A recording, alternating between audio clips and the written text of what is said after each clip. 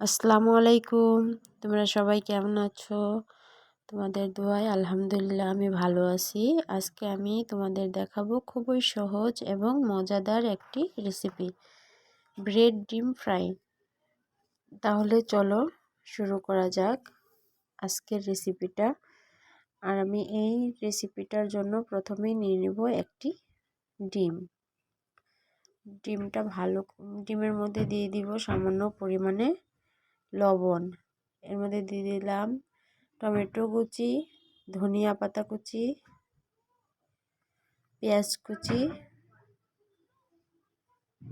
আর দিয়ে দিব লঙ্কা কুচি। এবার আমি ডিমটা ভালোভাবে ফেটিয়ে নিব কাঁটা চামচের সাহায্যে।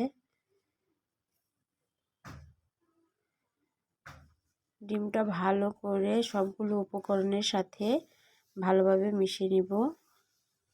আর আমি এখানে কড়াই বসিয়ে দিলাম, এর মধ্যে দিয়ে দিলাম তেলগুলো ভালো করে চারিদিকে দিয়ে দিব। এবার ব্রেডের স্লাইসগুলোকে ডিমের মধ্যে ভালোভাবে ডুবিয়ে নিব, যাতে দুই দিকে ডিম কোট হয়ে যায়।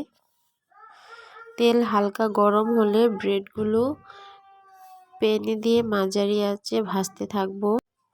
রেসিপিটি ভালো লাগলে লাইক, কমেন্ট আর চ্যানেলটি সাবস্ক্রাইব করতে ভুলবে না। ব্যাস, আমাদের দারুণ মজাদার ব্রেড ডিম ফ্রাই রেডি।